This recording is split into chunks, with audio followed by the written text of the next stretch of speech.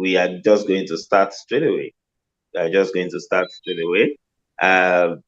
Permit me to, at this point, very quickly, recognize that we have here with us the presence already of 3 of our speakers. And we have the presence of Julie Eason from the Art Fundraisers from the UK. Julie, you are welcome. Also, already we have our own Yivo Coco already in the house, who is also going to be one of our speakers. Thank you for joining us in the house. Thank you very much on this platform. Okay, thank you. We have already also in the house the person of Alhaji Adedayo Thomas, the Executive Secretary, Director of Film and Video Censors Board, who is also going to be one of our speakers. We have also with us Franca Idemudia, a veteran journalist and representative of Clevenard, an organization based in Spain and around Europe, who have also joined us to lend, a voice to the discussion we are having here this morning. So I welcome you all. So at this point, I am just going to go straight because of the time we have lost. Because of the time we have lost in this process, I'm just going to go straight to invite the president. Let me be sure that the president is online. And if not, okay, very quickly, let me also recognize that we have with us the chairman of the board of fellows of NANTAP. That is the National Association of Nigerian Theatre Arts Practitioners. We have with us the chairman of the BOF in person of Professor Duro Oni, who is also already with us. In the absence of the president being online with us, I am going to request very quickly to tell you that what we are going to be doing here this morning is going to be as very straightforward as possible. We are going to be having these 4 gentlemen and ladies share, their thoughts with us on the topic of theme of this National Delegate Convention this year with us, and they will be sharing their view from the different point of views they belong to in terms of their area of strength and where they operate at the moment. And after that is done, each person is going to be speaking with us for around 5 and maximum 10 minutes. And after that, we are going to have questions and answers from you and I. Those of us who are in the house now would ask them questions as it relates to their presentation in this session. So the theme we are working with is building a borderless market to unlock the potentials of the Nigerian creative economy. Building a borderless market to unlock the potentials of the Nigerian creative economy. That is the theme of our discussion today as part of the ongoing National Delegates Convention of the National Association of Nigerian Theatre Arts Practitioners. And so once again, I welcome you, and I very quickly would like to invite, if online with us, the person of the president of the National Association of Nigerian Theatre Arts Practitioners, DT Israel Ebo, to quickly give you a welcome address. Very quickly, but it does look like the president is not online with us. So, Madam Deputy President, please. Madam Esther Onwoka, Deputy President, Please, we would like for you to welcome participants on behalf of the President.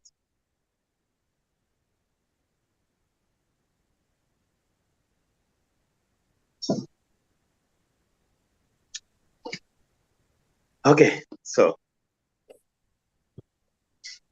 I guess we should just go on. They will make their comments at the end of the session when they join us. And I'm going to request all participants to please, as much as possible, let us keep our mic. Hello. Hello. Okay. Good morning, everybody.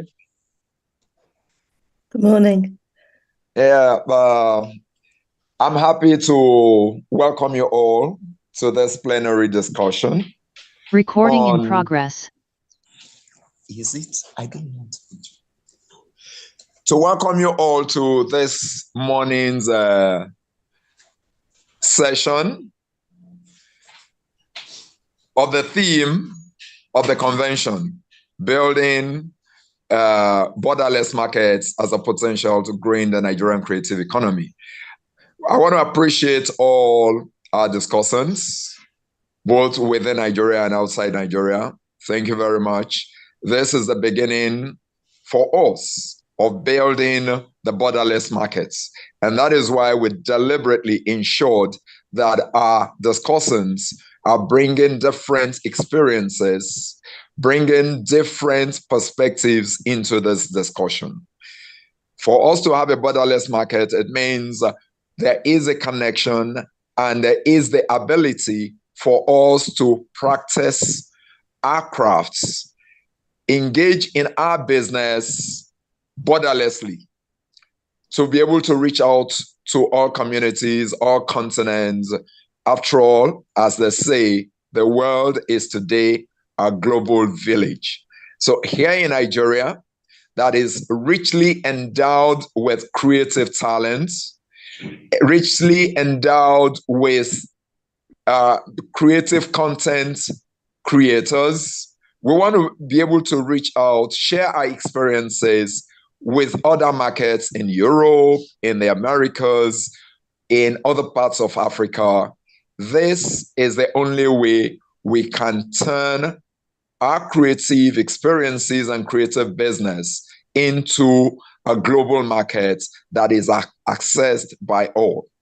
I want to believe that at the end of the session, a lot would have been put on the table that will set us as creatives thinking and also create a roadmap that we can begin to implement to achieve our purpose. This morning is not about me, it's about our discussants who are going to share their wealth of experiences with us. And that's why we have a broad spectrum of discussants, those who operate within the regulatory framework as represented by Alhaji Thomas Adedayo, the Executive Director of the Nigerian National Film and Video Censors Board. We have our creative experiences and creative business, Nigerian Video Censors Board. We have our creative to several continents, and he has opened up a lot of vistas for contents that come out of Nigeria. We have the representative of Clevenard, who is going to share with us. And then we have my dear friend and sister, Jane, who is going to share her experiences in managing, funding, and granting agencies. We want to believe that by the time we bring all these experiences together, we'll be the better for it, we'll be the richer for it, and we'll have a greater connection. So I look forward to creating networks from this. Once again, I say thank you very much for joining us, and let's have a great discussion. God bless you all.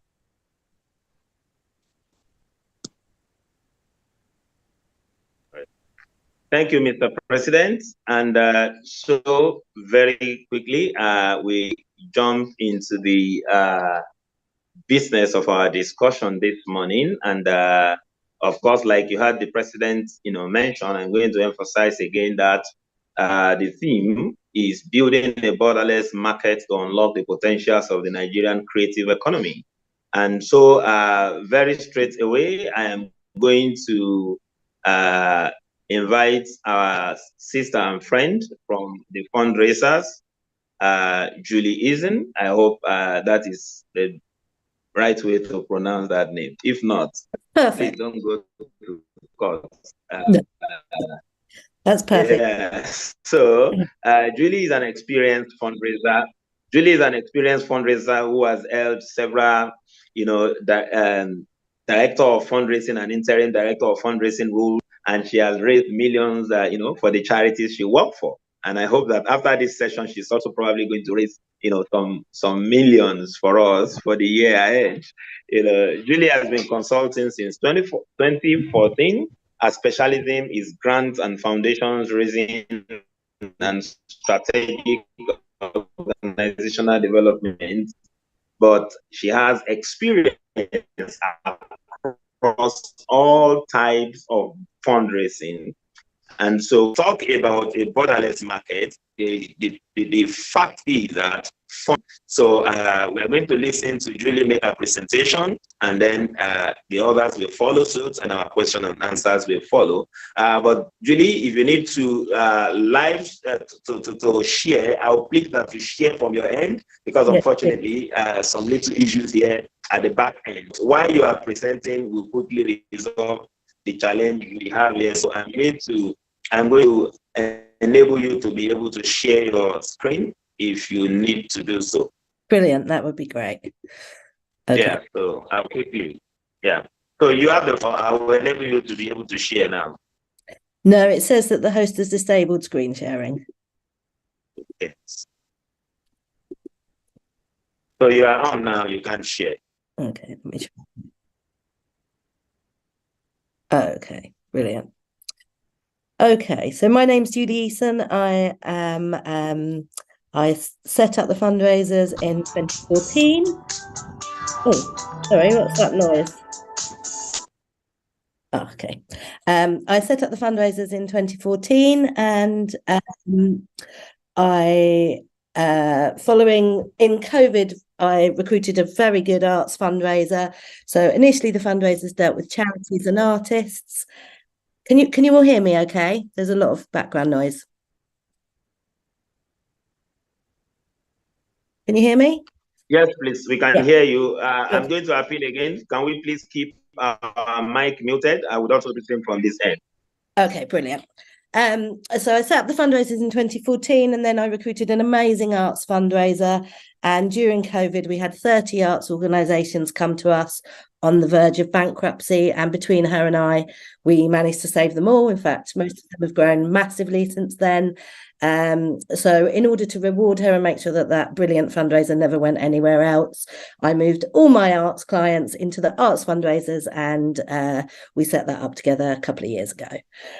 So in this session, I'm going to cover 6 things. I'm going to do it as quick as possible, but I will share my presentation with you all, and you're welcome to share it widely. So I'm going to look at why people give. I'm going to look at understanding your impact. I'm going to look at annual return on investment versus lifetime value, the questions you need to ask yourself to accelerate your fundraising, what makes great fundraising organisations, and then I'm going to give you some top tips for making the ask. Obviously, if we want to create a borderless environment, then partnership is part of that, but you can't do any of that without money. So really this session is focusing on the money. So this slide looks at why trusts and donors, and by donors I mean individual donors, major donors, i.e. worth individuals, regular givers, i.e. people at the middle class who might give you small amounts on a regular basis, and also corporates. So trusts are looking for what's the impact on a community? Who are your community? How's your work relevant to them? How are you involving them? And the trusts want to reach that community. They're also at the moment particularly looking at co-creation. Co-creation is the the buzzword for everything. So they want you not just to be designing programs amongst your leadership, but they want you to be designing your work with your audiences and your artists and involving your communities in the creation process. They're also looking for collaboration, so they want you to partner widely and generously and find ways to maximize your impact by spreading your work through other organizations. And for donors in the West, they're looking also at the moment at climate change. So generally they want to know if you can measure the impact that you're having in terms of your carbon footprint. And for the longer term major funds, they're generally looking for you to reduce that as well, or to look at ways to reduce that. Individual donors come with a philanthropic mindset. They're looking really to add value. They are looking to get involved in your organization and become part of your organization and have a bit more information than the general public have. They're looking for transformational impact, and they are looking usually for some recognition. And if you have charitable status, then for some organizations, there will be some financial benefits, i.e. a reduction in their tax bill as a corporate or as a high net worth individual if they give to organizations with a charitable structure. This slide really is about thinking about your impact. So for larger multi-year grants or major gifts, significant gifts from high net worth individuals, they will really want you to be able to measure the difference that their money is making. So ways to do this, look at theory of change, really work out, what is the difference you think you make and what is the difference you want to make, and how do you measure whether you're making those differences, and then how do you measure how to improve upon that. So if one of the differences that you want to make is reaching people who don't normally get to the theatre, then obviously you need to have a baseline of finding out if people that don't normally get to the theatre are coming to you for the first time or a second time, and then how you need to measure whether that number is increasing over time, and whether that means that the people that come that haven't been before come back and bring other people that haven't been before. So what do your audience, artists, staff and board look like? And you need to get really personal with this. Most funders want to know the specifics. So they want to know how many people on your board are women, how many people on your board are older people, how many people on your board have a disability or are neurodivergent, and the same for your staff. And they want to know, do you understand and know your own audiences? And who, when they reach your audiences, who exactly are they reaching?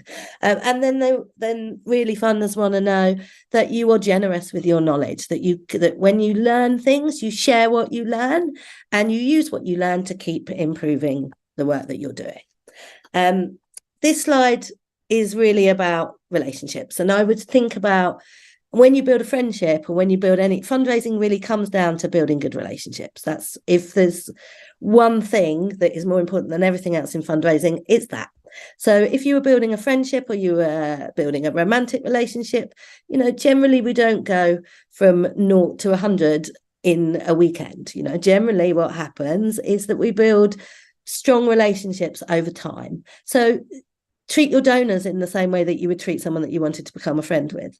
You wouldn't really demand that they gave up enormous amounts of their time or energy or money to your friendship at the beginning. You would generally start quite gently with people and build up a relationship with them, and then you may spend longer together and you may do more expensive things together and over time. And the same is true of your donors. Most donors start small. They'll give you one gift. They want to see, when they give you your first gift, what's your response to that? Do you thank them? That's the first thing. Do you tell them what difference their money makes? And that's the thing that most donors are most interested in. They want to know, I gave you my money, what did that achieve? So if you thank them and you tell them what difference that donation made, you are most of the way towards getting your second and third gifts.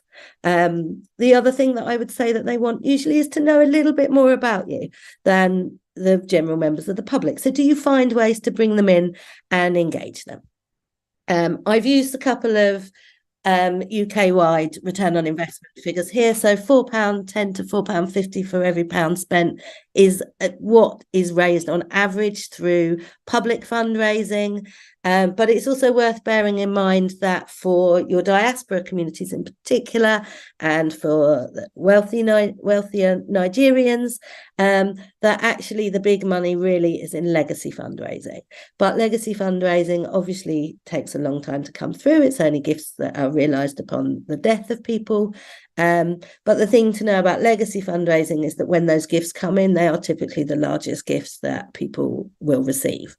The thing to know about legacy fundraising is A, it takes a long time to build a program, and B, actually the biggest predictor of whether people are going to give you a gift is whether they've got children. If they don't have children, then they are far more likely to give you a gift. And if they don't have children, they are far more likely to give you a larger gift.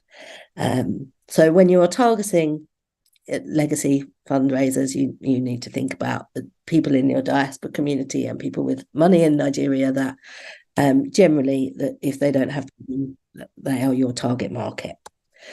Okay, this is a very self-explanatory slide, but so I would just leave you with it. But it is the things that you need to ask yourself to get ready for raising money from each of these groups of people. And then this slide really is about thinking big. So donors really want, they people give money to charities or arts organizations because really they want the world to be a bit better. So actually, really work out in what ways do they want the world to be a bit better. How did they come to you? What's their capacity to give, and what are they really passionate about? And when you know your donor and you know what they're passionate about, then it's much easier to tailor an ask to them. So if you know, for example, that your donor is particularly passionate about education, then theatre projects in schools are going to agree where you target them. If they're particularly interested in writing, then actually getting them to fund the development of a new play, and some of the writer's time on that may be where you want to pitch your ask. So also think about how much they can afford to give, but also packaging things up in a way that nobody wants to give a tiny amount that they feel is unlikely to make much difference, so in a big picture. So if they are only capable of giving a smaller gift, then don't go to them for a contribution towards your total annual running costs, because that's going to be a drop in the ocean. But go to them for a bigger percentage of a smaller project. So maybe just your print media, your publicity, or maybe just a bit of funding for your chorus or whatever it is, but break it down into smaller parts. But always do that when you're asking, and when you're cultivating an ask, think about the energy in it. Whether you're writing an application to a trust who are looking at hundreds of applications and on average at the moment only putting through about 4% of them, as far as we can tell, to stand out, you have really got to get their attention. So put the energy into your bids, put the emotion into your bids, and make sure that you are exciting the person that is reading your bid. Also think about going big in terms of your vision. People really want to change the world. So asking them to pay for a bit of an actor's salary is not a particularly fascinating ask, but asking them to help you put on a play that reaches people that don't normally get to the theatre, that's a much more interesting ask. So when you describe yourselves and what you're trying to do, make sure that you take your vision up to the really highest level of what you're trying to achieve. Pick your moment when asking for money. Don't panic into trying to pressure them, and have a fallback plan. This slide, if there's one slide that I would say really take away, it's this one. So the first three things on this are, there's been a 10-year research project done by Professor Adrian Sargent here in the UK, which is about what makes great fundraising organisations. He's looked globally over 10 years working with a large consultancy here at organisations around the world, and worked out what are the things that really make them better than everybody else. And the first three things on this list are what they found from that academic research. The next three things on the list are what I would add from my long-term experience and what some of the things that underpin those headlines of the first three. So great fundraising organisations get their communications spot on. They have a whole organisation approach to fundraising. That doesn't mean everybody's fundraising, but it means everybody can describe why your organisation needs money, what difference that money is going to make. Everybody has your elevator pitch, and they can roll that out to anybody when they're in an opportunity to do so. Everybody knows that if they have someone in their networks that they think may give money to you, that they are going to introduce them. And everybody in the organisation, whether they're a volunteer or a staff member or a trustee or an actor in your company, everybody knows that you need money and is prepared to be helpful. Even if they don't ever want to ask for it themselves, is prepared to be helpful to that end. Also, obviously, you want a return on investment. You've got to have the investment in the first place. So great fundraising organisations always invest in fundraising. They build strong relationships. And by that, I mean, the earlier slide in which you don't rush people, you take your time. And also think about the other things that make great relationships. In order to have really strong relationships, people need to trust that you're going to do what you say you're going to do.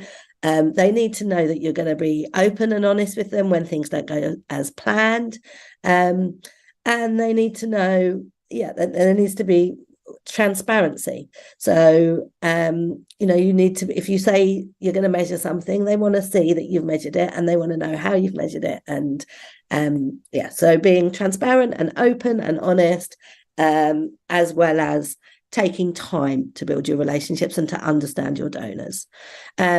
Also, I would say great fundraising organisations don't put the whole responsibility for fundraising on their fundraisers, because even the best fundraisers, we're only as good as the organisations we're working at.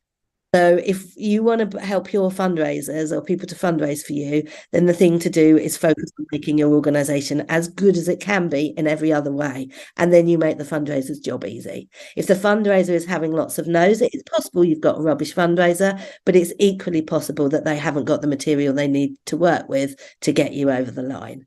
And the typical way in which we struggle most with that is around the impact reporting. So if you can nail that impact reporting and measuring what difference you make, then actually you open yourselves up for larger and longer term funding relationships. And then great fundraising organisations are always generous and open partners, because actually they care about their audiences and the difference they want to make. It's not about, I want to be the biggest theatre. It's not about my ego. It's about reaching as many people as possible.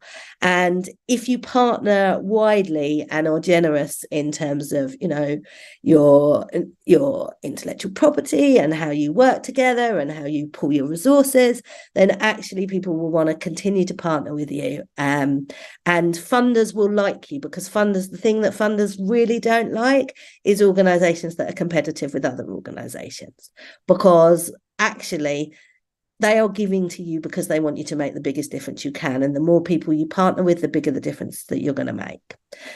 So on that, I would just have give you a little bit of intelligence on the UK at the moment. So most of the funding for arts in the UK comes through an organisation called the Arts Council. That's set up partly with funding from our national lottery and partly with government money, and they give away the majority of arts funding in the UK. Their current strategy says we want to reach every UK community. That obviously includes the Nigerian diaspora community. So if you want to partner with UK theatres, be looking at organisations, theatres and partners in places that have a large Nigerian diaspora community, and then that know that if they are funded by the Arts Council, which pretty much all of the good ones are, then actually strategically you are helping them meet their goals by partnering with them. So approaching theatres in places with a large Nigerian diaspora community to do joint work, which is maybe about you touring work to the UK and them touring work to Nigeria, and them fundraising for that.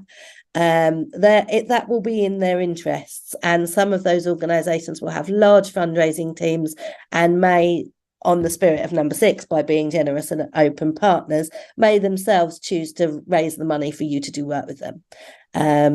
So now is a good time, and certainly that is the Arts Council strategy for the next 3 years. That's it. I shall not. I've said that I've put my name wrong there. I shall not go any further. I shall let the other speakers go because I know I've probably overrun a bit there. So sorry for that.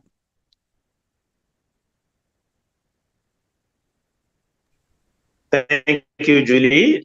Thank you. And of course, definitely, we are going to have time to ask questions. But very quickly, I will move in the other direction to allow people to take in, this information you have given us, especially the last line where you gave us some sort of intelligence on arts funding from the UK through the Arts Council.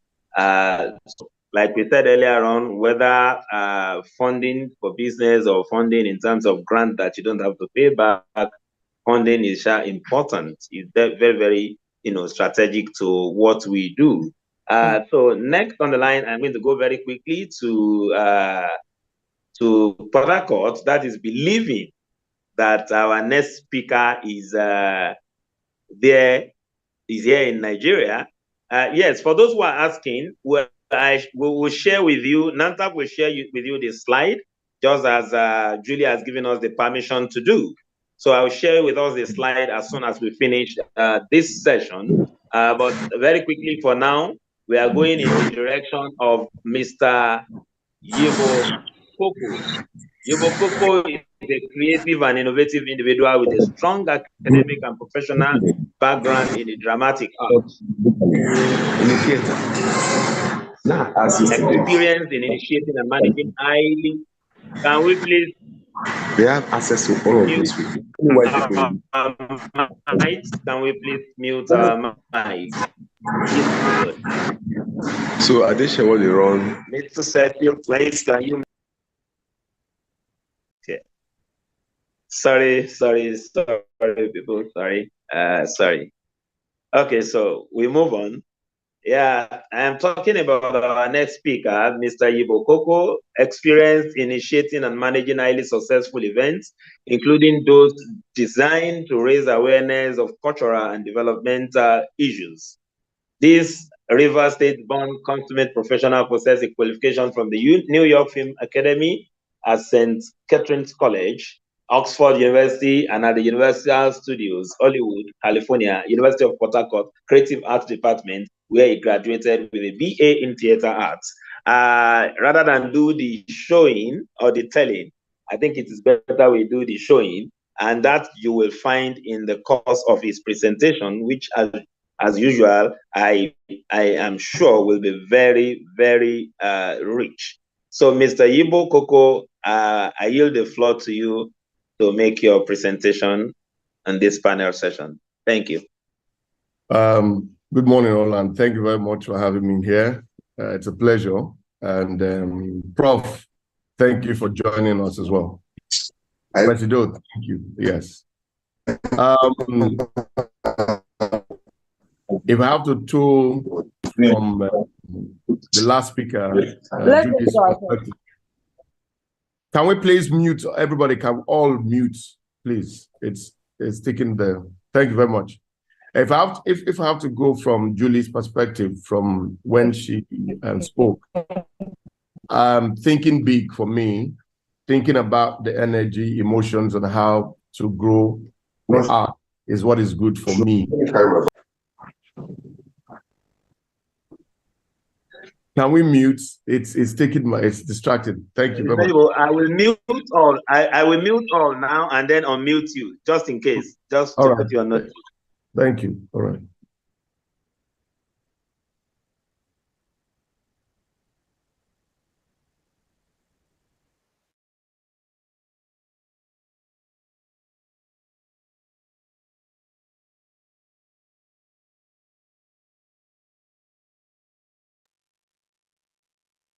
Okay, so yeah.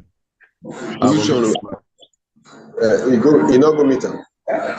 This particular guy, Cecil, Bros, make you switch off your stuff now. You don't get government.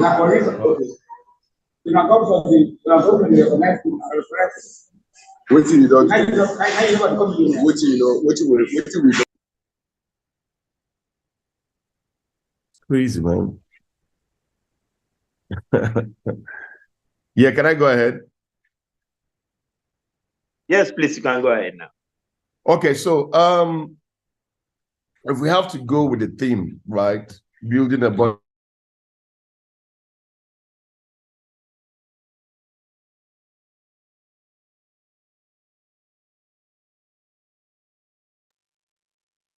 You're muted. You're muted. You're muted.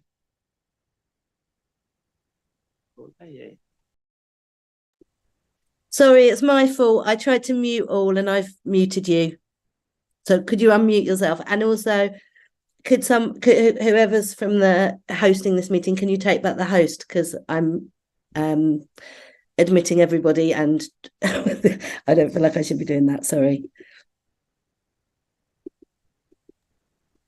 Yeah, thank you, Julie. Thank you very much. So let me start again. I have to reference Julie's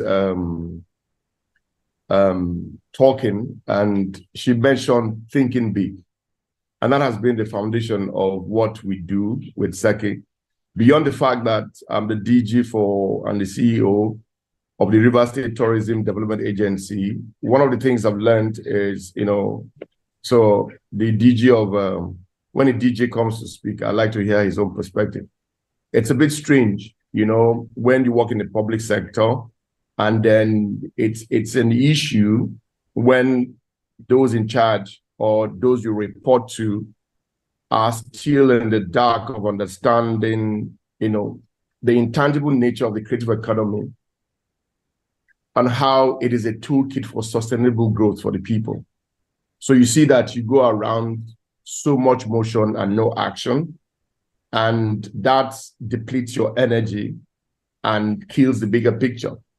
But from the second perspective, which is me and my group of persons that work with me, we don't need permission from anybody, but from local, we have gone global. And part of that is thinking big. And it's a borderless market. So what have we done, or what are we doing, or what do we crave to do, especially from an art form that epitomizes, in perspective, the growth of performance in Nigeria. NANTAP has been there, Theater is almost dead, if you ask me, but lately there's a surge for it. But again, theater is stronger in the universities. But on the streets, as a tool for sustainability, is lacking, because theater comes from the perspective of feel good, not as an economic toolkit for sustainability. So you do productions from the point of view of, at the end of the day, your satisfaction comes from doing the show, but we're lost with how much the show can give to you. So if we look at it, the value of creative economy, measured by revenue and in 2022 came to 2.1 trillion. In that 2.1 trillion, Africa made about 58 million as part of it. Nigeria is not on the top 10 in Africa. Nigeria, we're not there. So for me, I always say that what's the creative economy ecosystem? What's your ecosystem? Because from Julie's perspective, you need to collaborate with people whose job it is to speak the language that those who want to give you support, financial support, understand. So while you're dealing with creating the art form, you have to get those whose job it is to create what people are looking at for, the value system, so the autonomous revenue generation capabilities of that art form that you're willing to create. You can't be creating and then you're writing on how to get money from it. You can't speak with your language of emotional pitching. And at the end of the day, maybe angel donors or people who like you might just support you because of the passion. But when they look at the monetization processes, understanding the assets that you're creating as something that can be monetized, when you're lost with that perspective, you don't get the money. So even when Julie is saying what she's saying here, we're listening to it. If you don't know how to apply that to your space, then there's an issue. So what we have done, what we crave, what we believe should be done is understanding what you want. And once you believe in it, so there must be framing, for me, we'll call it framing the Seki economy. Frame it in such a way that there is the tangible and the tangible and the intangible pathway with which they can see the economical ecosystem, all of it, all the branches that will grow wealth, not just performance on stage, but like Julie said, trickling down your communities, in all of those areas. Those are what the people bringing the money come. So are you tilting towards the SDG goals? As a performance within that same space, what do they want? What's your research on what they need? Once they do that, everybody's coming into Africa right now. And in Africa, domiciled with a whole lot, and we have very prolific writers, we have performers. But the tragedy of all of this, and I repeat again, is the feel good of it, as opposed to it being what will create wealth. So we go through, sorry, but I have to say this, criticizing the most critical analysis is if you check to the arts councils, how much the art councils are more like civil service oriented stuff. So what we do is at the end of the day, we do NAFEST. What's the economical value of NAFEST? There's the massive enthusiasm of the performers who gather when the politicians give the ministries monies to host. And that's it. I was there at the last NANTAP. Last NAFEST. Compared to a free film festival, there's no way on earth, if you juxtapose a free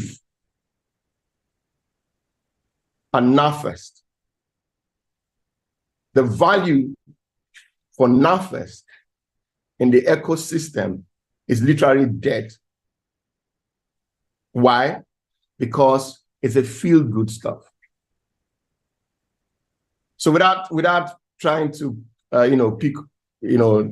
shake this up, I like to reference my friend Bolanle. I know everybody is sometimes allergic to referencing Bolanle, but the truth of the matter is there's a business plan there. There's a business plan there. She has it. There's a collaboration that has to work in that space. So why has Seki gone to Jamaica? So Seki going to Jamaica is just for performances, yeah? We're in Jamaica, we're in New York twice. We were to be in Harlem last 2 months, but some reasons we didn't go there. What I'm saying is, while I talk with passion, right, I can do the document and send. But basically, for it to conform to our team, that borders market to unlock potentials of the Nigerian creative economy, it's to understand first and foremost. If you don't understand it, then we're still going to continue with the feel good, because the feel good is what keeps us. By the end of the day, ask yourself, which is the truth, what you do as a theater practitioner, does it pay your rent? Does it pay school fees? Do you have enough to buy the kind of house that you want to live in? You discover that you do other things, and then you use the fundings from those other things to come back to edify yourself and feel good continually with the theater that you're doing. So at the end of the day, my take in all of this is that if you want to unlock this market, we need to collaborate more. Those whose job it is to give you the structure, monetize the structure, put a value to what you're doing, and make it a business.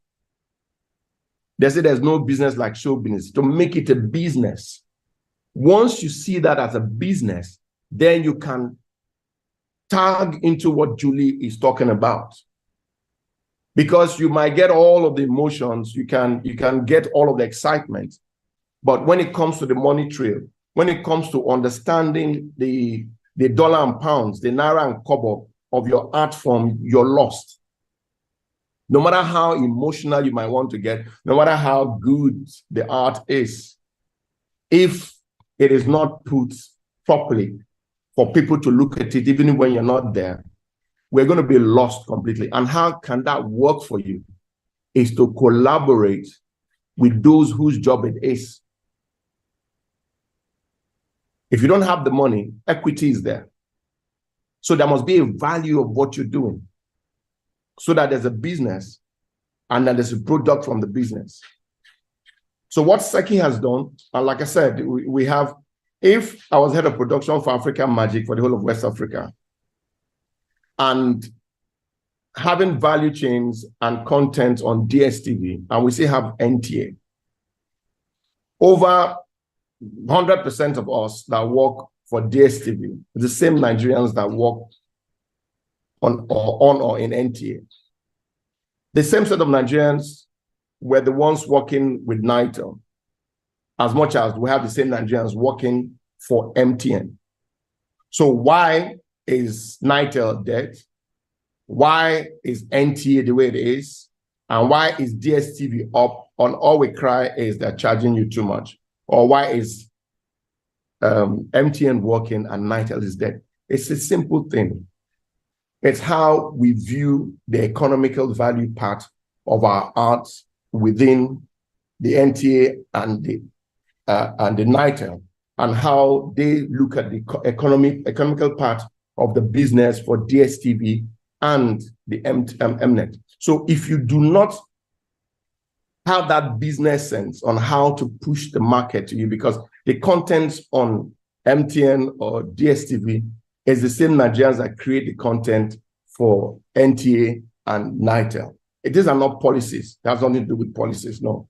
It's about understanding and knowing. So, so that the next person can talk and questions can come in.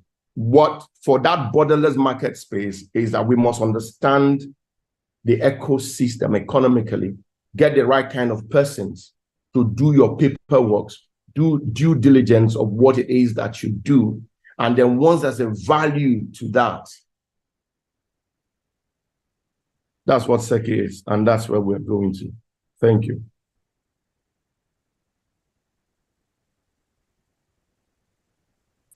Thank you, Yubo. And I think it is not out of place to call you Seki, because that's the brand. That is the brand that we have come to know.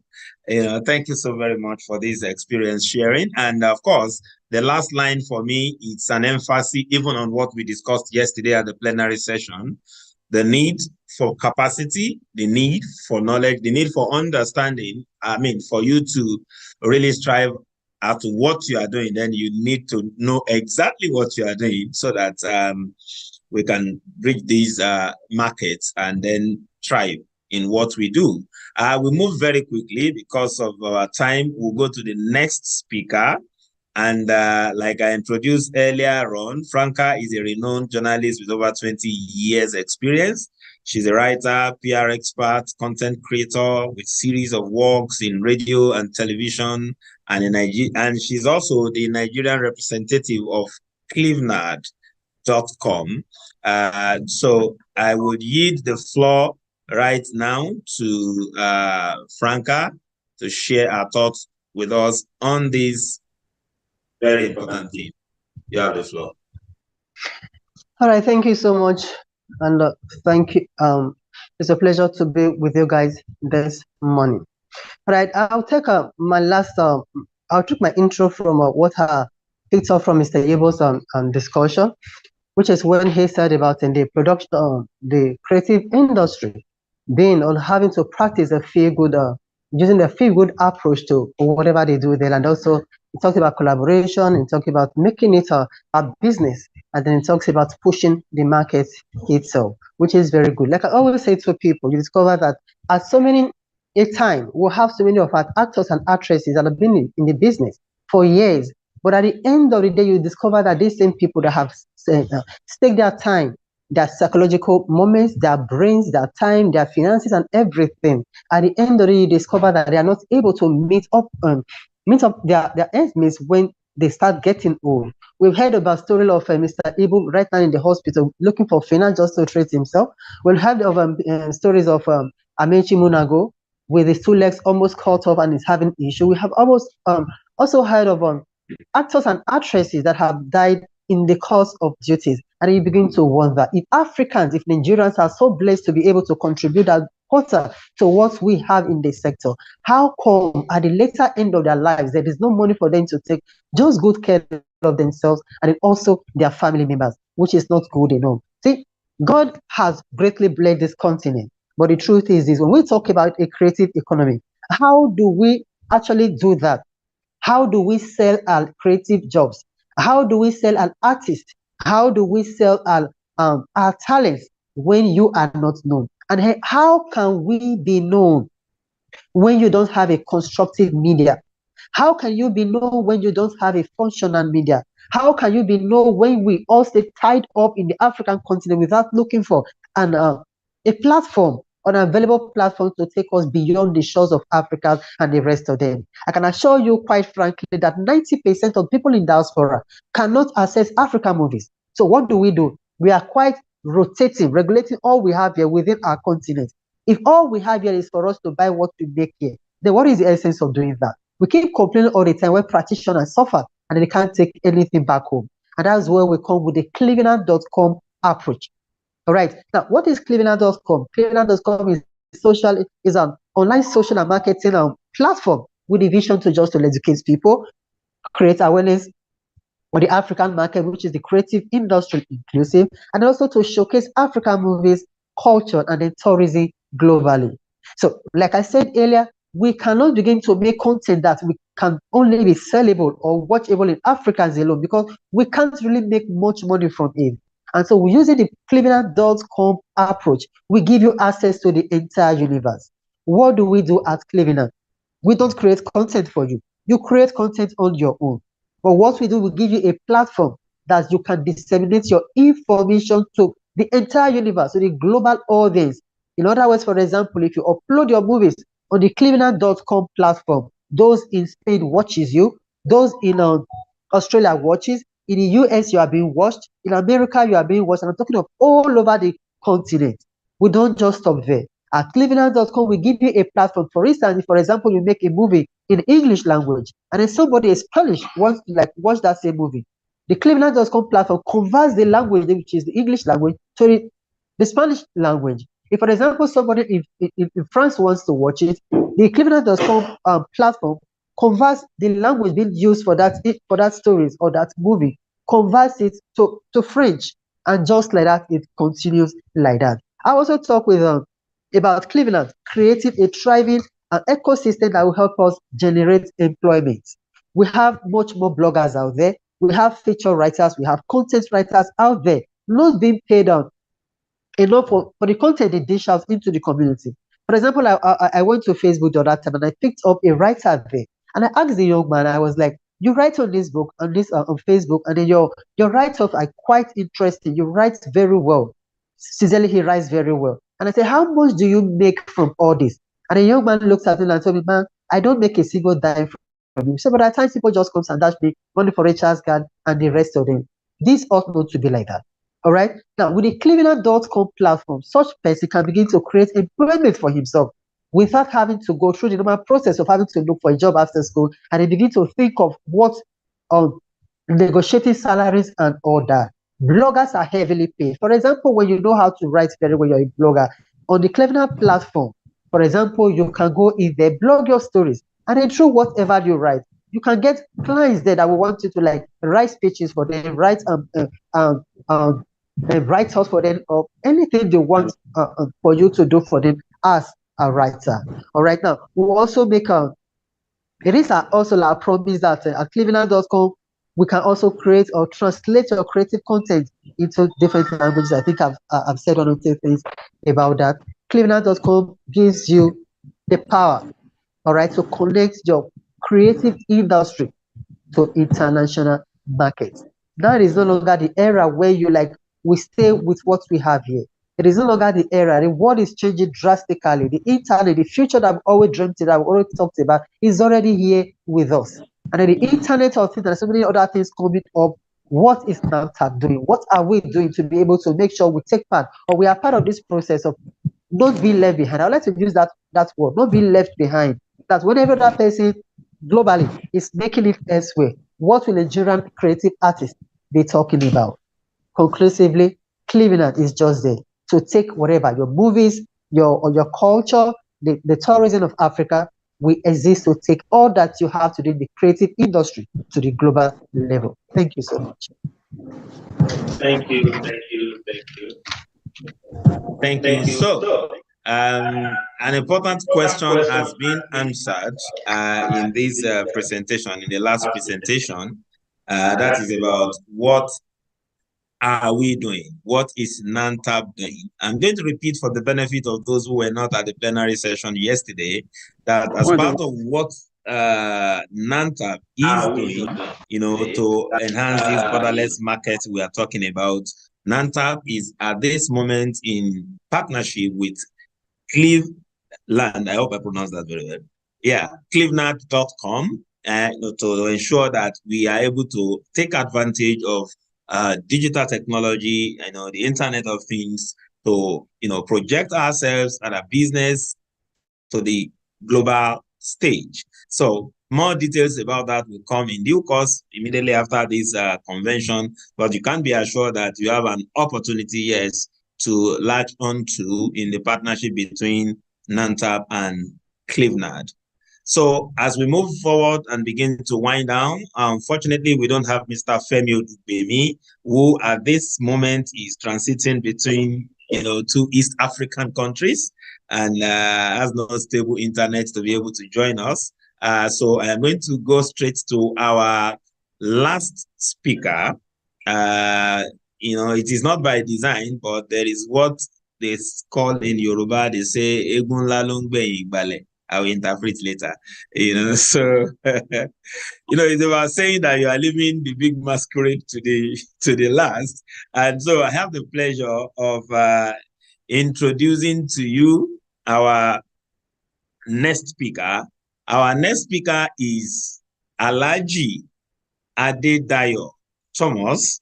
And by reason of introduction, I'll tell you that Alhaji Adedayo Thomas is the Executive Director of the National Film and Video Censors Board, as was appointed sometime in March 2017. A journalist, liberal political and economic advocate, theater artist and critic, and philanthropist. I love that part of it. And philanthropist with strong belief in free market economy, peace and prosperity.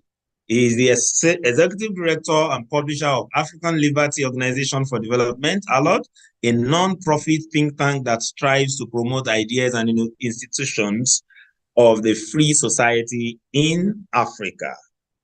I yield the floor for the presentation by Alhaji Adedayo Thomas. You're welcome, sir.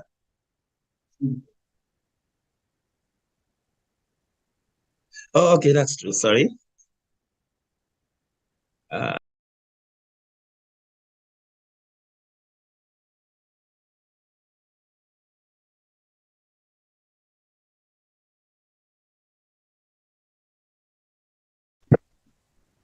Hello?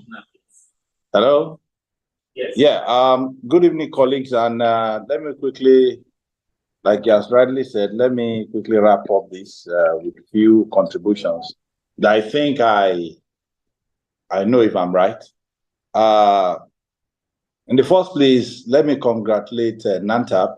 The vision about NANTAP started coming with the alignment with what is really going on in the world, as far as I'm concerned. And I'm very surprised when I saw the theme of this year, NANTAP is the only, as far as I'm concerned, known organization that has teamed themselves into the world theme this year. And what is the theme of this year? I'm talking about African Free Continental Trade Agreement, which has been signed by all the African free countries. What is the African Free Continental Trade Agreement? It's to create borderless. And of course, the theme this year is acceleration of the same thing we are talking about, which of course, NANTAP key into it. And that's why I must say a visionary leadership is the foundation of a development, any development in our school, and especially in the creative industry. Let's quickly go into this. When we're talking about borderless, assessing, what is it called? The potentials in borderless, creating markets, borderless market. Let's quickly remind our listeners and some other people that it is not free for all. There is no free lunch anywhere. We have values, we have morals, and we have cultures. There is a boundary. What is allowed in Benin Republic might not be allowed in Nigeria, based on our values, morals, and culture. So when we are looking at borderless, we should be careful about it. The first problem we have is we refuse to study the home if we want to grow our potentials. We should study what is acceptable at home, what constitutes import and export. Understand the policy at home before we go to London, before we go to Europe, before we go to Canada or America. But why is it that we obey the laws of those areas, even Benin Republic here, that can be annexed just by 2 or 3 local governments in Lagos State? We obey them when we cross the border, but we never try to study the policy. If we're talking about the borderless economy, it is already been established. And think NANTAP has gone into following it. Because if you look at the African Continental Trade Agreement, like I said, what does it mean? Free trade and services within the African ecosystem. And if you look at the 5 major priorities of African Union this year, the first priority is tourism. The creative industry falls under tourism because there is nothing you want to talk about film. What does film do to us in Africa? It's the most widely exported tourism we have in Nigeria. Even when they are watching South African films in London or in Canada, they think it's Nollywood. So you see how much we have dominated that space, that eco space. Now, how do we go about harnessing the potentials in this policy created? Because the major challenge we have is not, as far as I'm concerned, it's not even finances. It's understanding ourselves and understanding the policy that governs what we do in the creative industry. If we ask somebody now who is in the film industry, who has produced about 6-7 films, where is the road to? To National Film and Video Censors Board. Say no. Somebody was arguing day before yesterday or yesterday with me that I produce series and I don't have to censor. I don't have to classify because the word censor, I don't actually like it. It's too draconian. I don't have to classify. I said it's wrong. Check the policy, check the law. Check the constitution. The only thing that is exempted is documentary.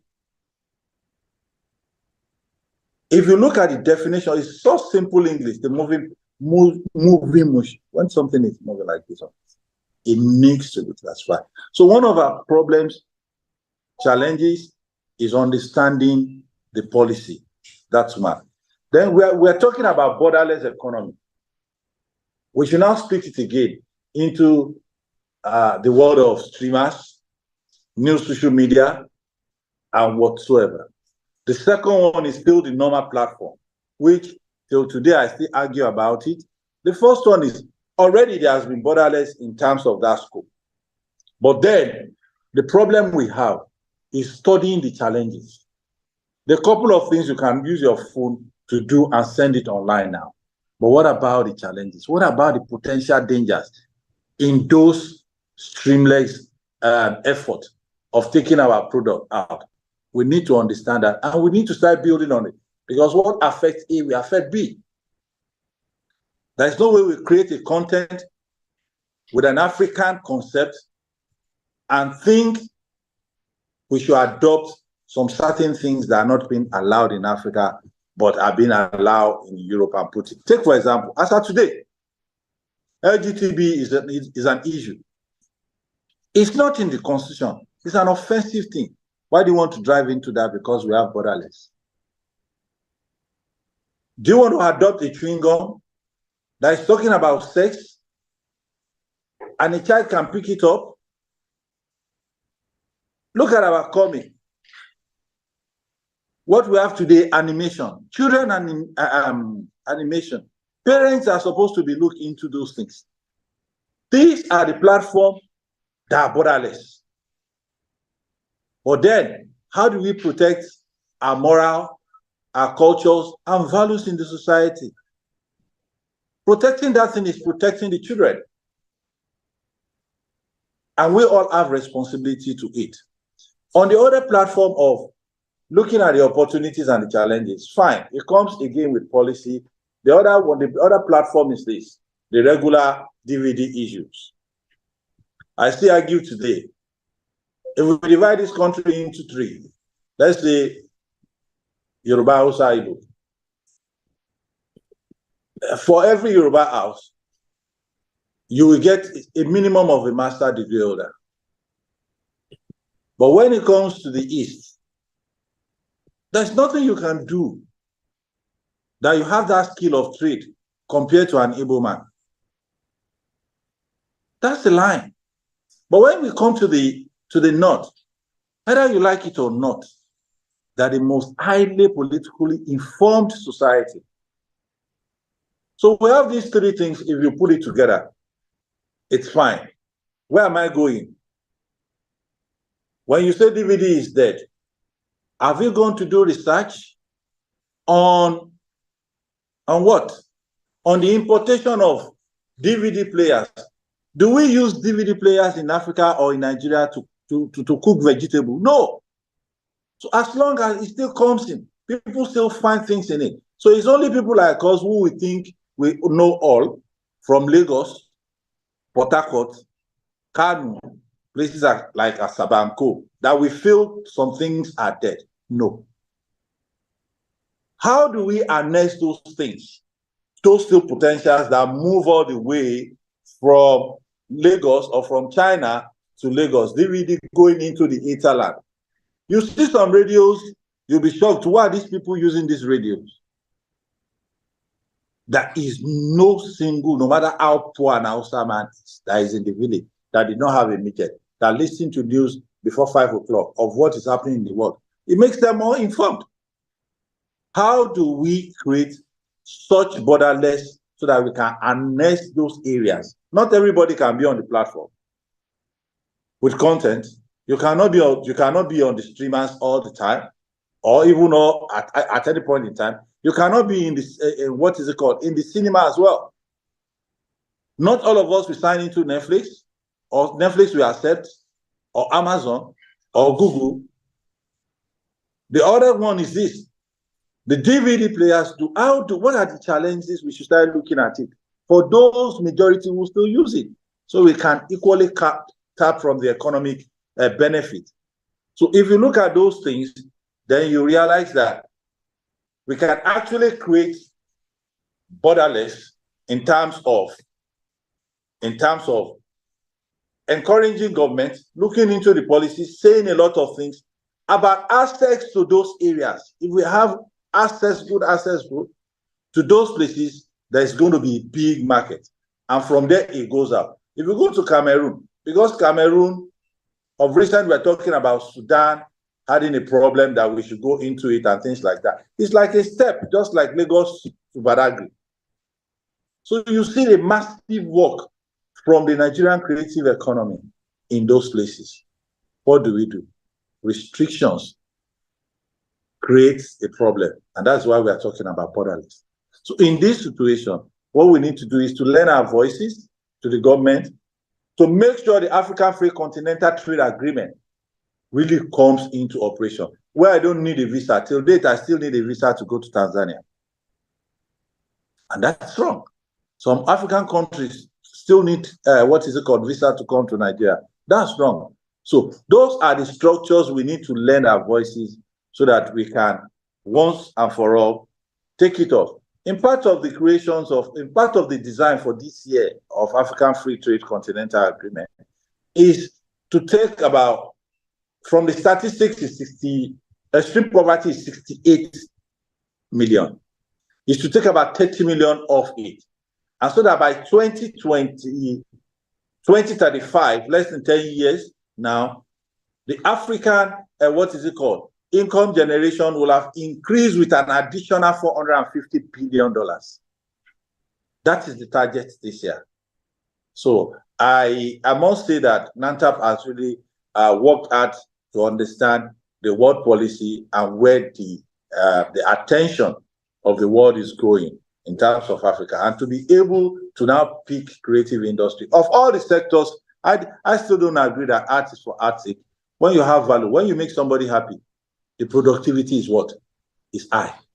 So even if it's on stage that you have had a play and some, people were happy, the productivity is high. So people who produce that play should equally have something. So that's why in most cases, I tell people art is not for art's sake. It's part of the economy.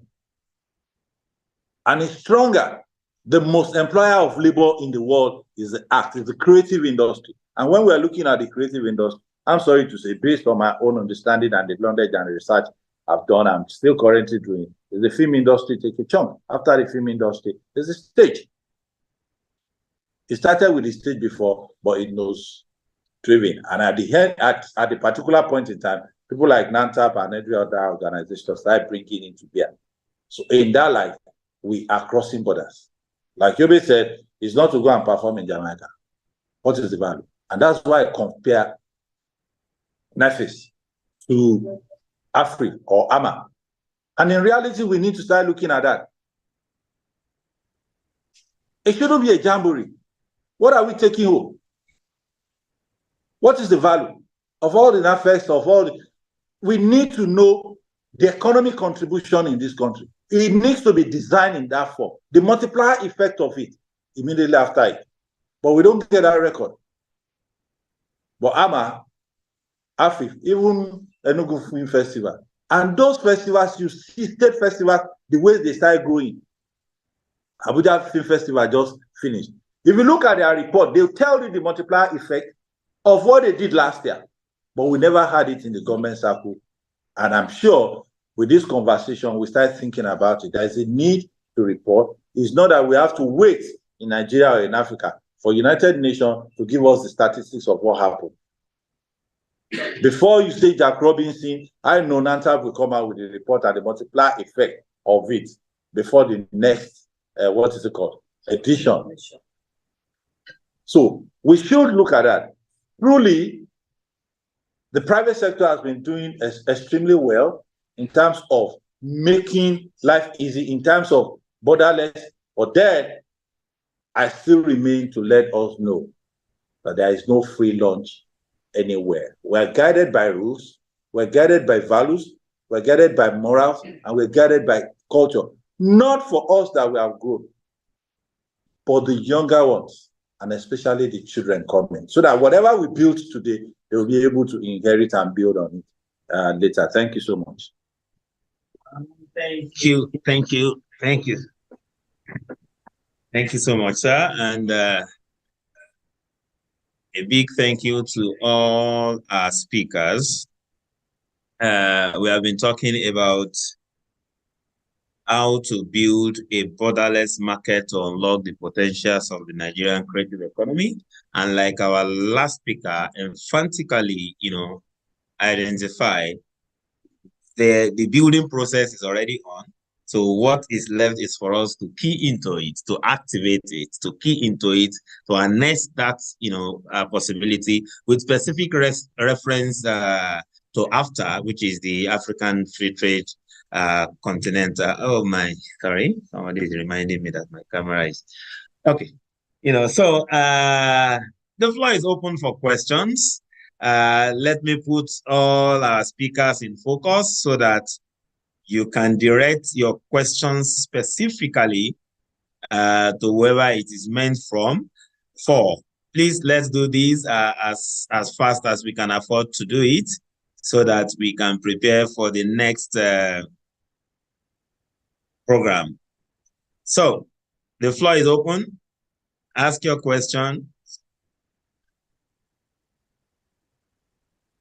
A couple from this end, but let's start with you.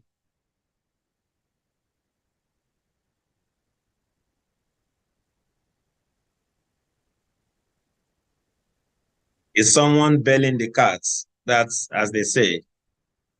Who is belling the cats for us? Okay, let me start from this end. If none of those on the platform are ready yet to specifically, I want to speak to either of, okay, Dr. Hussein Shaibu. How do funders, I think that should be a question for Julie to answer, from Dr. Hussein. How do funders measure impact of funds given before they decide to fund again? How do funders measure the impact of funds given before they decide to fund again? That is a question for Julie, I'm sure. Please do unmute yourself. Okay, thank you. So generally, they ask you to tell them is the answer. So they're not looking to measure your impact. They're looking for you to measure your impact and then report to them on how you did. And depending on how robust that reporting is, how honest they feel you're being with them in terms of owning the bits that didn't go well and what you learned from that. Like, funders don't care if things mess up, really.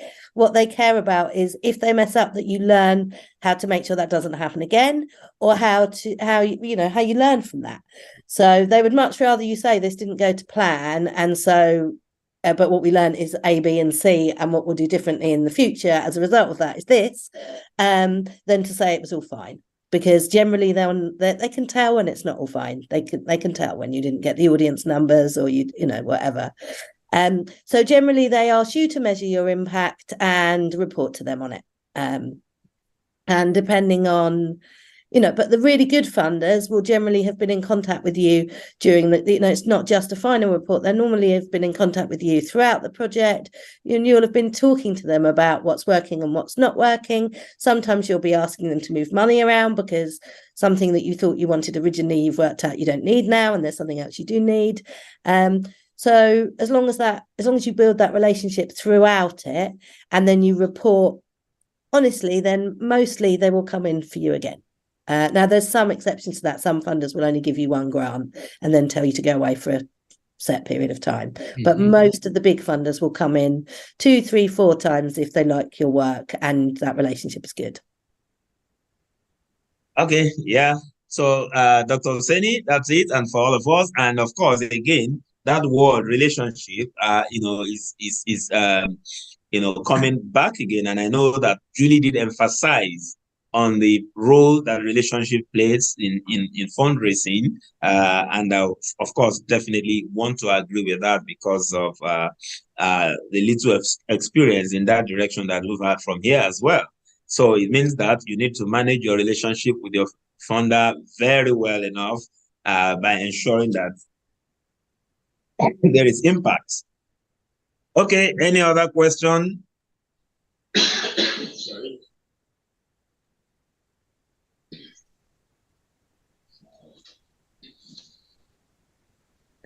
Okay, I have a question. So I want to. So I was really interested with what you said, Yibo, about the need to quantify the economic impact.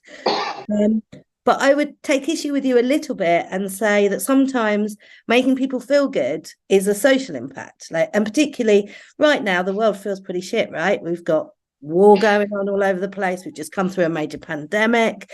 And actually, I would argue one of the things I often encourage my clients to look to measure is the joy that they bring or the connection that they bring, which fundamentally are about making people feel good.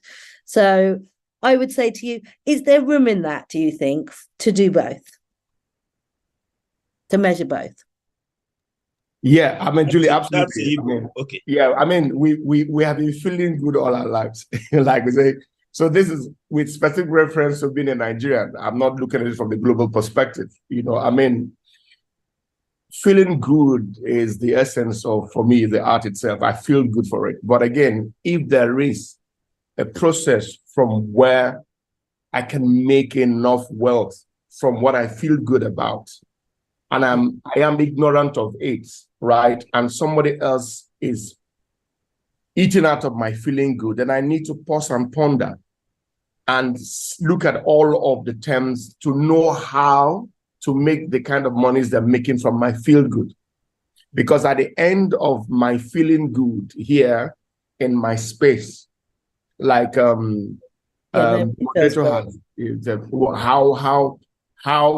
do I get my fees paid by feeling good? Because at the end of that, the greatest lie a man tells is when he tells himself a lie.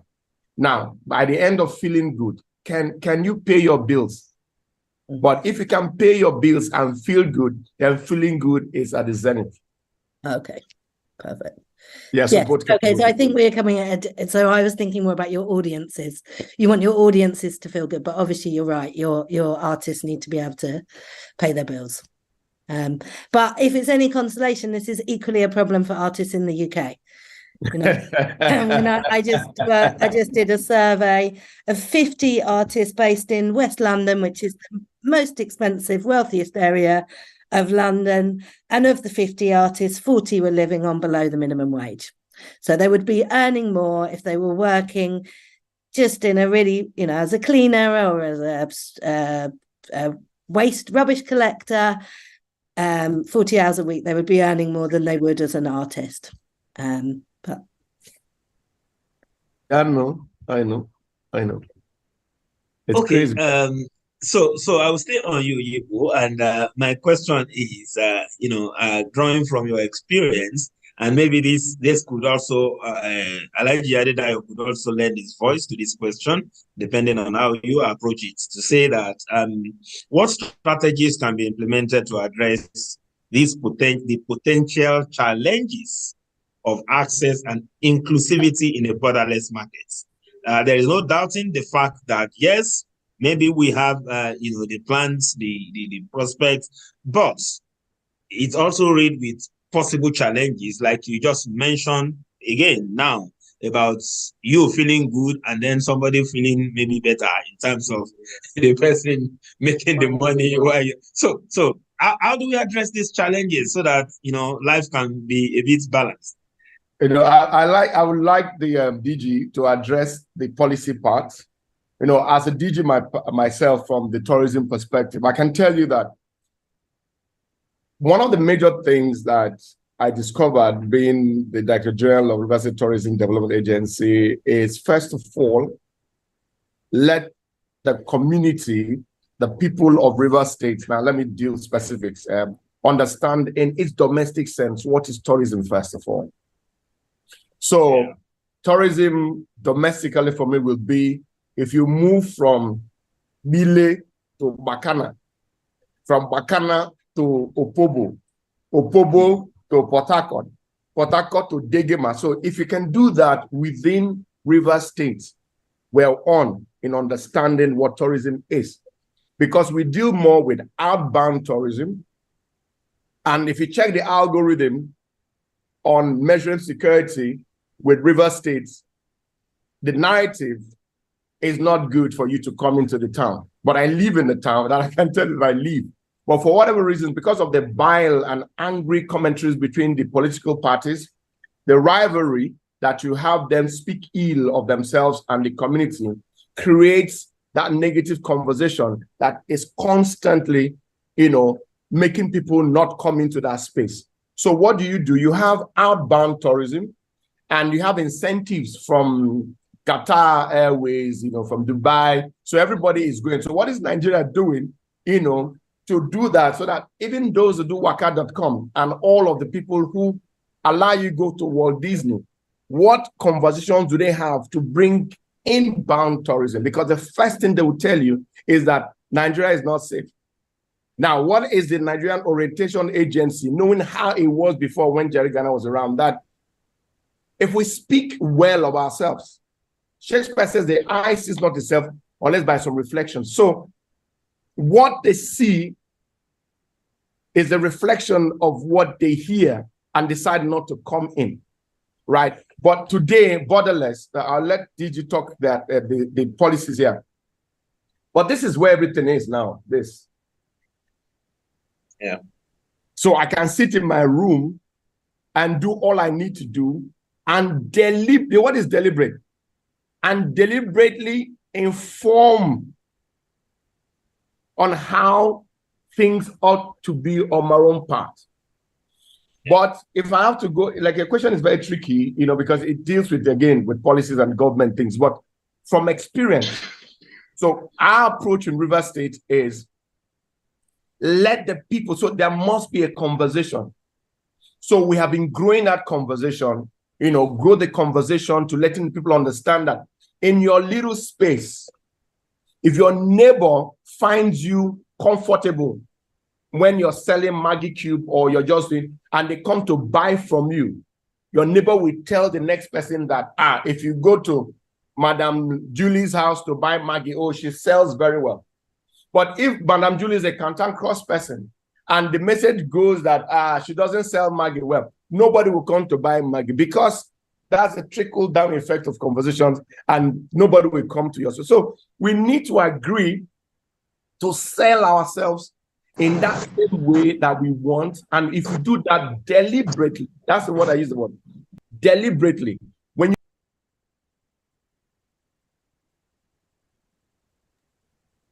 muted, you're muted. Oh, sorry. So I mean, that's let me don't bedevil this matter. Okay.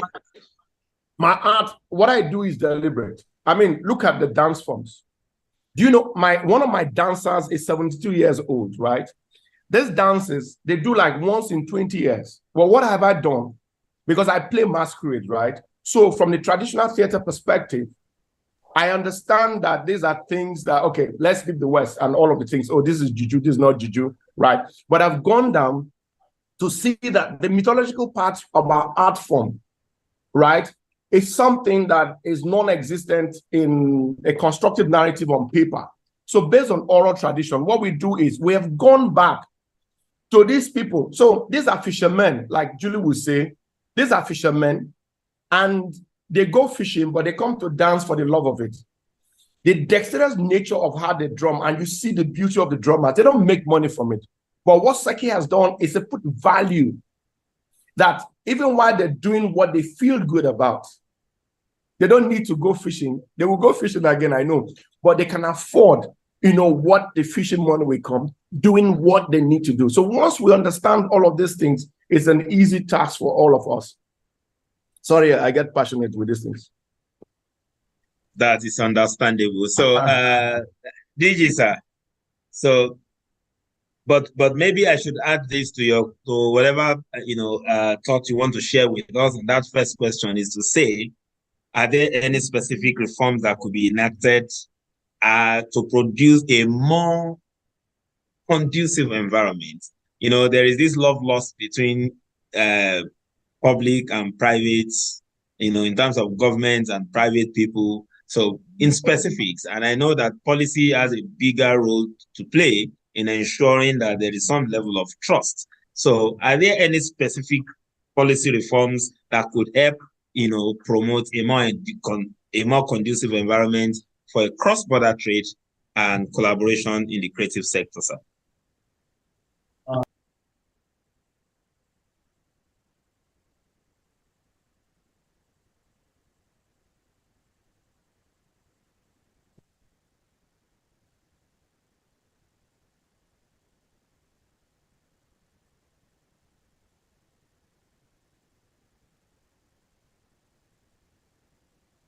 All right. I'm sorry. One of the things I think we should say kudos to democracy for is a constant review of our constitution from different sectors. Let's go back to the creative economy. To create an enabling environment, one of the best policies anybody will have had is the policy signed when the last administration, and which has been continuing with this present, the ease of doing business policy. But the challenge we have, those policies are there. Do we assess it? Like I said when I was talking a few minutes ago, I said, somebody said, and I said, where did you get that information? He said.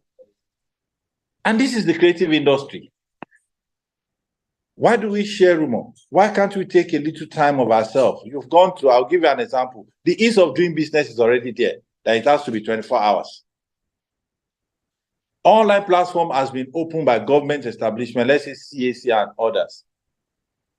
During COVID, the best period that we made revenue was during COVID. Think outside the box, quickly open an online submission.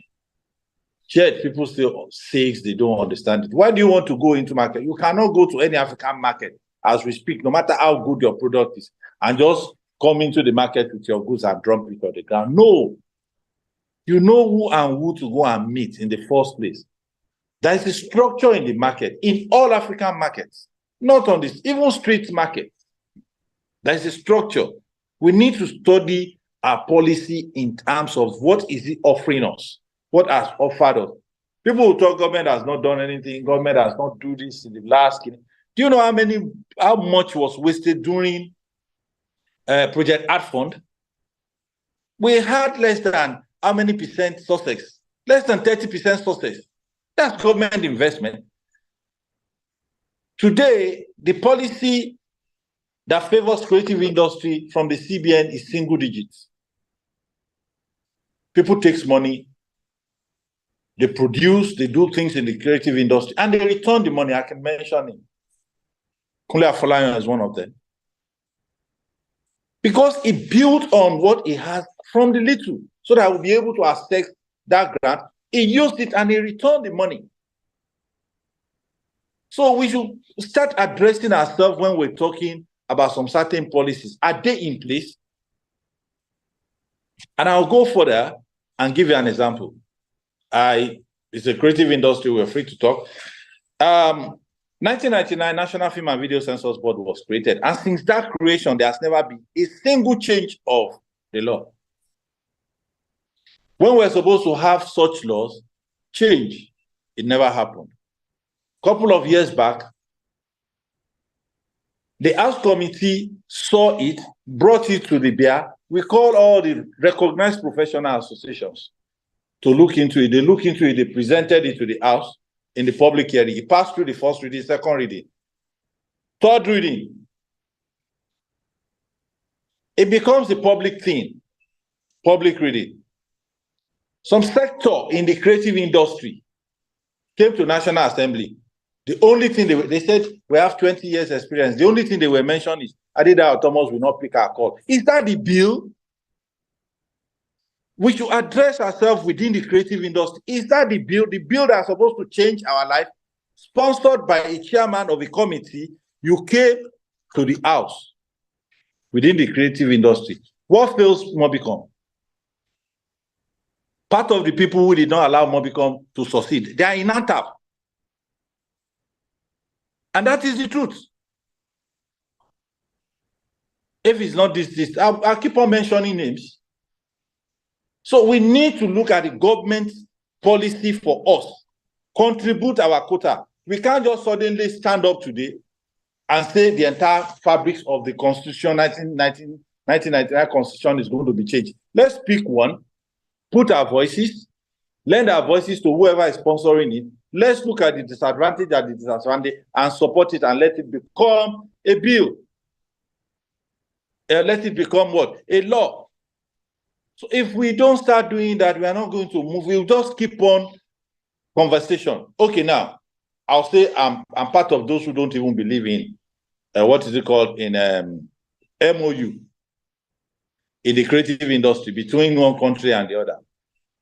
Why? We already have African Free Trade Agreement. How many of us have studied that document within the creative economy scope to understand that this thing has been taken care of? So when they are asking you to go and sign an MOU with, tell your government to come and sign MOU with us, you tell them, check creative industry, check African Free Continental Agreement. When we are able to come in that light and look at the bill, then, and look at the policy, then we'll be able to say something. So I will primarily say that within the creative space practitioner, we should be able to do something for ourselves. Nobody is going to come. The creative industry it has changed its name to creative economy. Why do they say it's creative economy? So why will they not look into it by ourselves and decide this is our voice? The creation of professional associations within the National Film and Video Censors Board is not by the doctrine of anybody. It's in the Constitution. Do we need, in the first place, 2,000 plus associations in this industry, in this creative economy? No. You only attend to one. Nigerian Bar Association, if you don't belong, you cannot practice. Nigerian Medical Association, if you don't pass that, you don't belong to that, you cannot practice. Why must A and B fight in an association? You go and create another one because CAC is cheap. So those are the kind of things we should start looking at, because there is no one peg to a particular problem. There's so many, there's no one solution to a particular problem. There's so many of it. And so if we look at our own side, then let's address the home, then we'll be able to push through. We know government must do something in terms of policy, but I don't even believe in all this free money.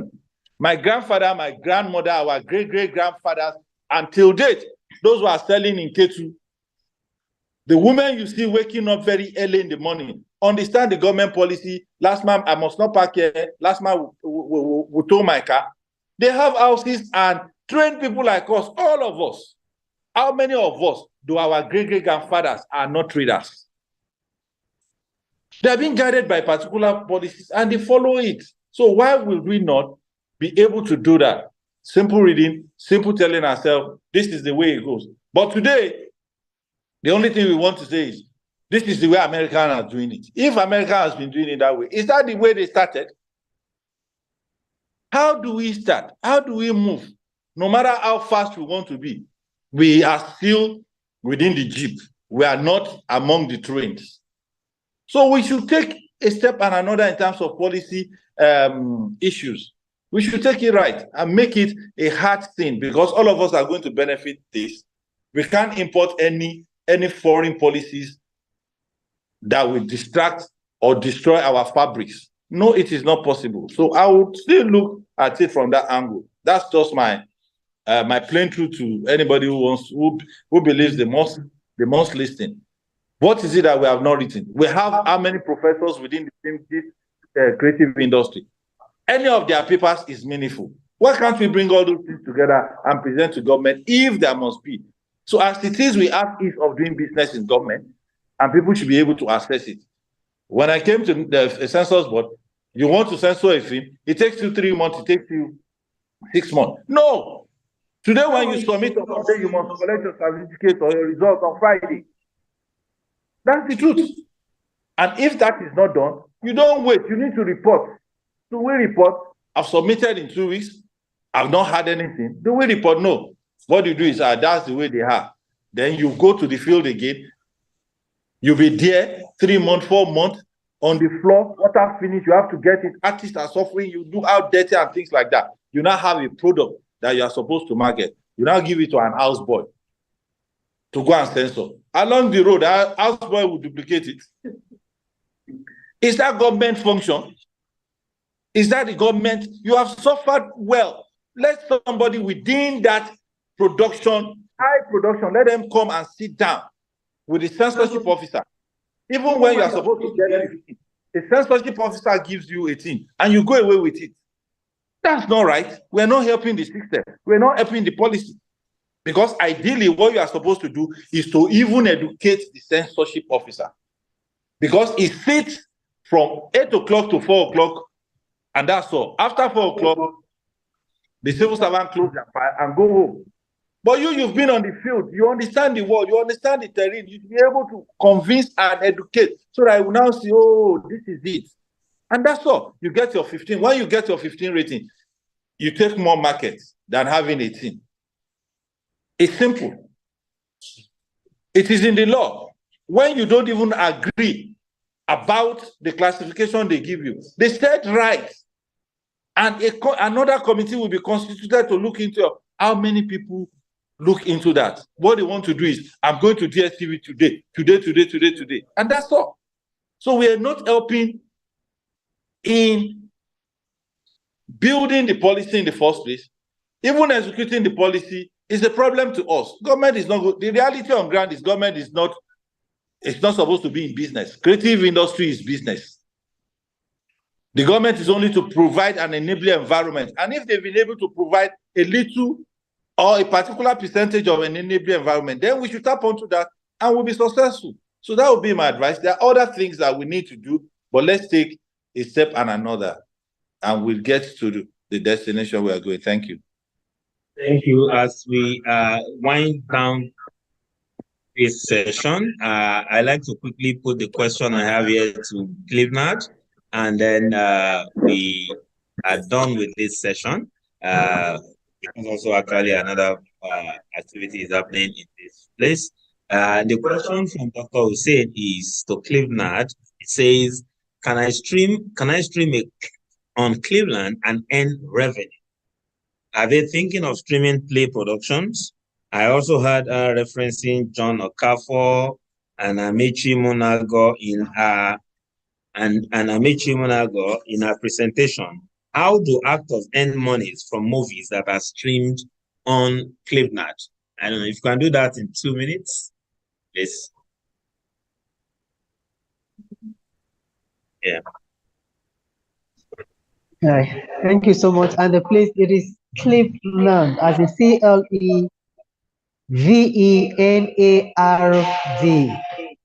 All right.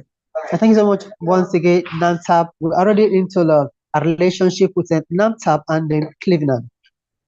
With NANTAP, that's why we are here on this very event. But the truth is this, NANTAP, you talked about the streaming. The first question was about streaming, right? And I answered that first, and which is, right as this event is going on now, this event is being streamed live, all right, by Clevenard.com.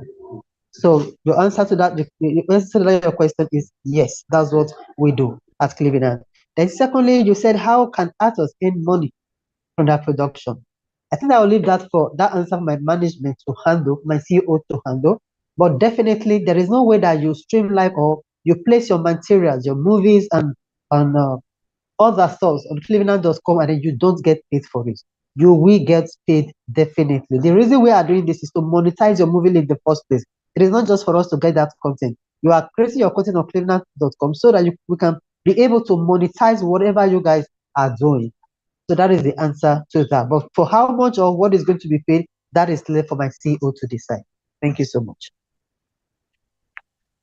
Thank you, Clevenard and Dr. Hussein, and for everyone online. Let me also add that, to your question, NANTAP is at the moment in conversation with Clevenard, and all of these questions you have asked, we are asking, and there is already MOU to, line up every conditions, and that will dovetail into exactly what gets to the owners, the copyright owners of those products. And like you asked, play productions is going to be also streamed, not just movies.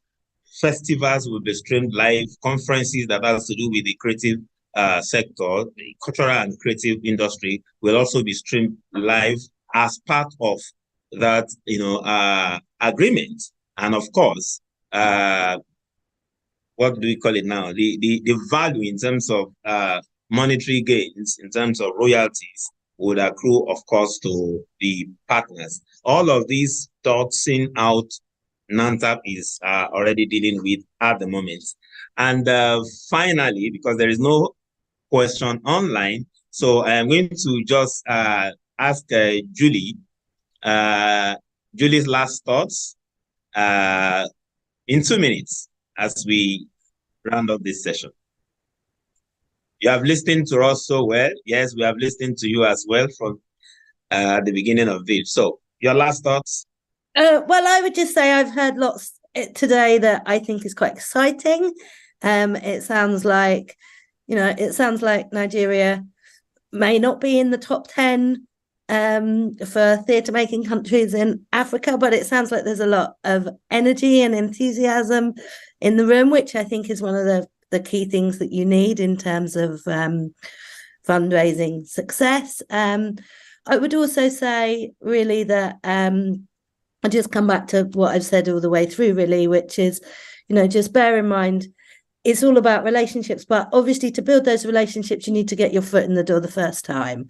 And what I would say is that that's often the hardest thing to do.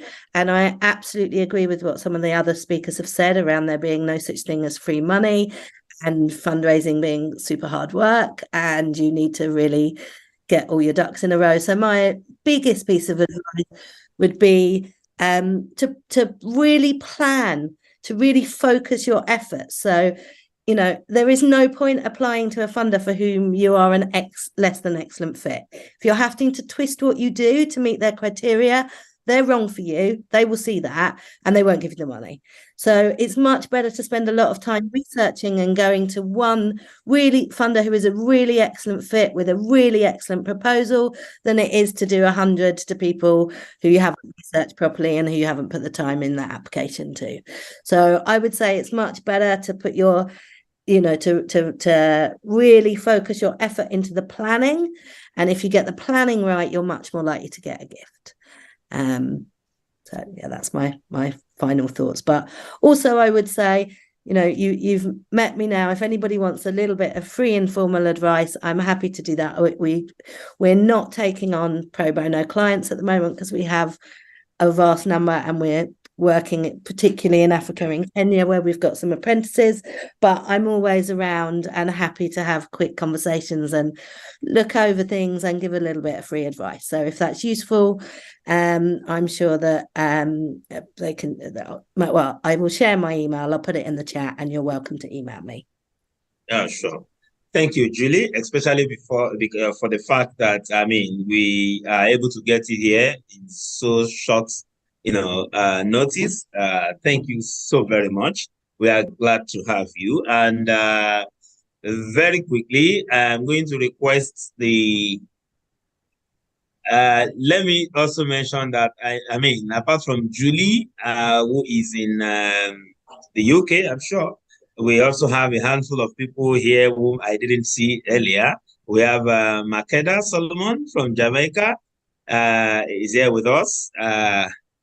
And I think Makeda is still in Nigeria because she only just participated in the Abuja International Theatre Festival last week and is in Lagos to participate in 2 other festivals before jetting back, to Jamaica. And of course, Ambassador Sam Uche, our immediate Secretary General, past Secretary General, and our former President, Tade Adekunle, is also online. Kenneth Uhoho, as we wrap this up, I'd like to say a very good thank you to you and invite the Deputy President to say a parting, not vote of thanks. The vote of thanks will come. I called you earlier on, but you are attending to other issues. So I'll call this a closing remark, and then I will invite the Assistant Secretary General to do the vote of thanks. Madam Deputy President, Esther Onwoka, FTA. Thank you, ladies and gentlemen.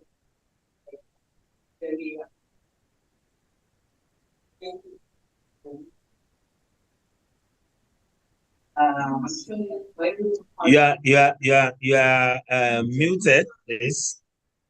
I have asked you to unmute. Yes. Oh, I'm sorry. Yes, I've done that here.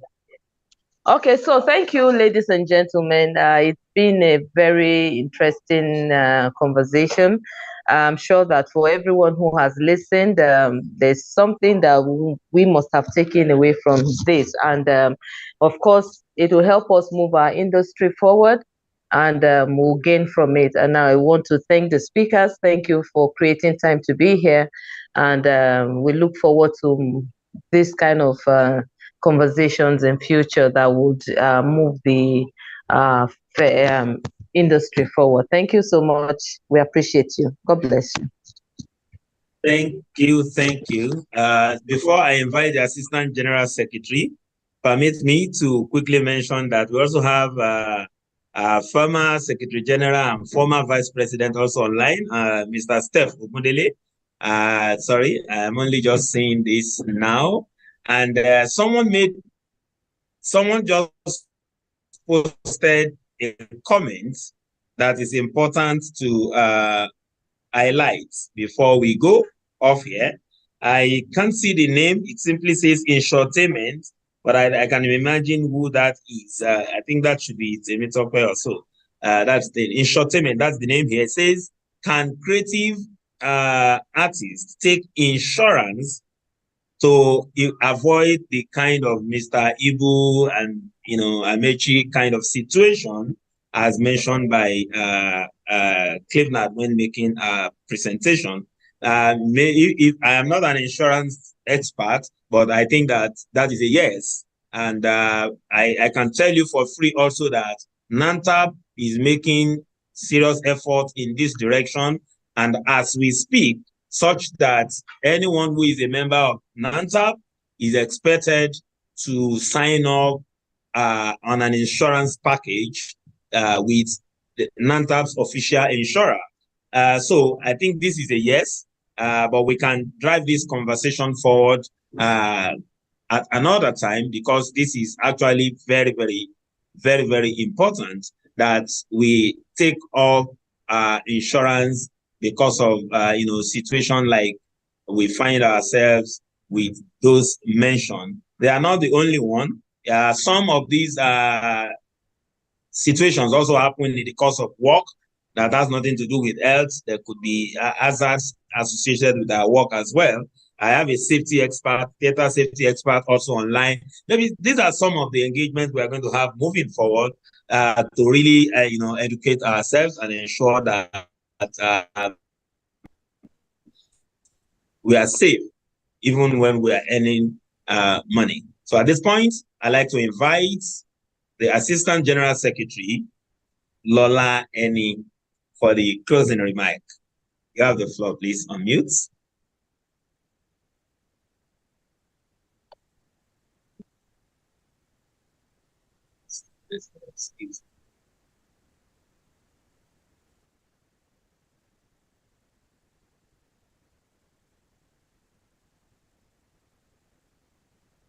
Good afternoon, everybody, and we want to thank you so much for your time today, and especially to the speakers today. We are very grateful. It's been an insightful one.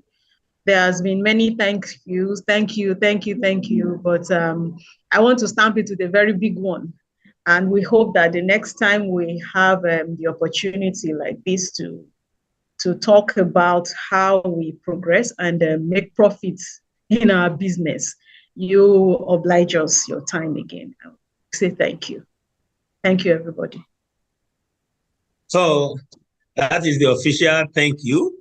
And of course, there is going to be an unofficial thank you from me for your time. And I want to request, if possible, that we all turn on our video for this last 1 minute. If we can, please let us quickly turn on our videos. Let us see our beautiful faces. Let's have it documented before we... Yes. Please. Okay. No, I can't take it. Yes. Please turn on your videos. Yes, yes. We can see you. You can do better than that. Yes. We are trying to document this. Thank you. Thank you. Thank you. Thank you, everyone. Thank you, Mr. Yeko. Thank you, Julie. Thank you, Franca. Thank you. Yeah, thank you, Thank you. Thank you, everyone who is online. Thank you, everyone. Thank you so much. Thank you. It's been a For great those who one. are live in Asaba, please let's get ready. In another 40 minutes, the plenary session, the NDC session continues. So please let's get ready and meet in the hall physically. Yes. Thank you. Bye, everyone. See you at 2. Is it going to be streamed? Is it going to be streamed as well?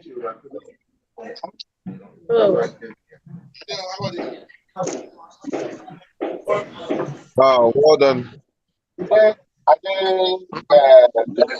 Recording stopped.